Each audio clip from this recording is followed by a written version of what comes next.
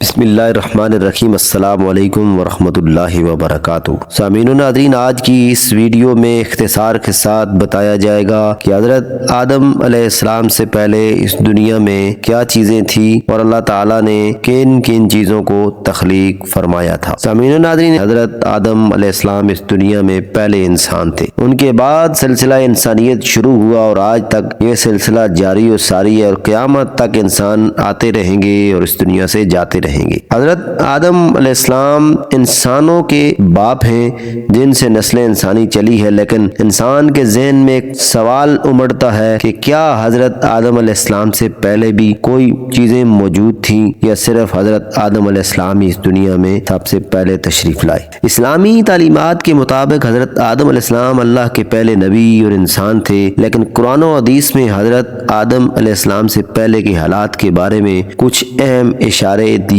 گئے ہیں۔ یہ ایک ایسا موضوع ہے جس پر علماء نے مختلف آراء قائم کی ہیں۔ قرآن مجید میں اللہ تعالیٰ کی تخلیق کی عظمت اور وسعت کا بار بار ذکر آیا ہے۔ اللہ تعالیٰ سورہ قاف آیت نمبر 38 میں فرماتا ہے، اور ہم نے زمین و آسمان اور ان کے درمیان کی چیزوں کو 6 دن میں پیدا کیا۔ اس آیہ مبارکہ سے ظاہر ہوتا ہے کہ حضرت آدم علیہ السلام کی تخلیق سے پہلے زمین، آسمان اور کائنات موجود تھی، جن میں فرشتے، جنات اور دیگر مخلوقات بھی شامل تھیں۔ فرشتے اللہ تعالیٰ کی نورانی مخلوق ہیں جو ہمیشہ سے اللہ کی عبادت میں مصروف ہیں۔ قرآن کے مطابق فرشتوں نے حضرت آدم علیہ السلام کی تخلیق سے پہلے زمین پر ہونے والے فساد کا ذکر کیا۔ سورہ بقرہ آیت نمبر 30 میں ہے، جس کا ترجمہ یہ ہے کہ جب تیرے رب نے فرشتوں سے کہا کہ میں زمین میں ایک خلیفہ بنانے والا ہوں، انہوں نے کہا کیا تو اس میں ایسے کو خلیفہ بنائے گا جو فساد کرے گا اور خون بہائے گا۔ یہ آیت اس بات کی نشاندہی کرتی ہے کہ حضرت آدم علیہ السلام سے پہلے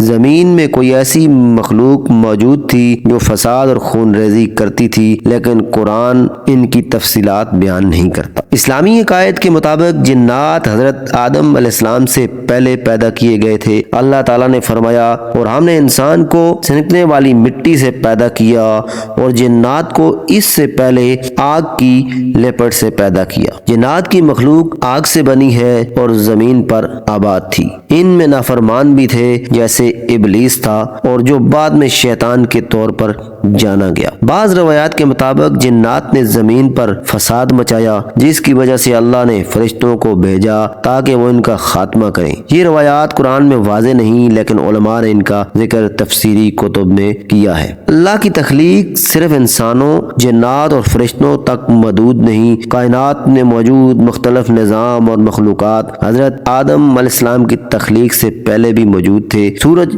چاند، ستارے، پہاڑ، سمندر اور دیگر قدرتی مظاہر اللہ کی قدرت کی نشانیاں ہیں۔ حضرت آدم علیہ السلام کی تخلیق سے پہلے زمین اور کائنات کی تیاری اس بات کی طرف اشارہ کرتی ہے کہ اللہ نے انسان کو ایک خاص مقصد کے تحت پیدا کیا۔ انسان کو خلیفہ بنایا گیا، یعنی زمین پر اللہ کی مرضی کو وہ نافذ کرنے والا ہے۔ حضرت آدم علیہ السلام سے پہلے کے حالات پر مکمل تفصیلات اللہ ہی جانتا ہے، لیکن قرآن اور حدیث میں یہ سمجھنے کا موقع ملتا ہے کہ اللہ کی تخلیق اور نظام بہت وسیع اور عظیم ہے۔ یہ سوچنے کا وقت ہے کہ اللہ کی یہ عظیم کائنات انسان کے لیے عبرت کا سامان ہے اور ہمیں اپنی تخلیق کے مقصد کو سمجھنا چاہیے۔ سامعین و ناظرین، یہ تھی آج کی ویڈیو۔ اگر یہ ویڈیو پسند آئی ہے تو لائک کر دیجئے گا، ہمارے چینل کو ضرور سبسکرائب کیجئے گا۔ اپنا خیال رکھیے گا۔ حاضر ہوتے ہیں نئی ویڈیو کے ساتھ۔ اللہ حافظ۔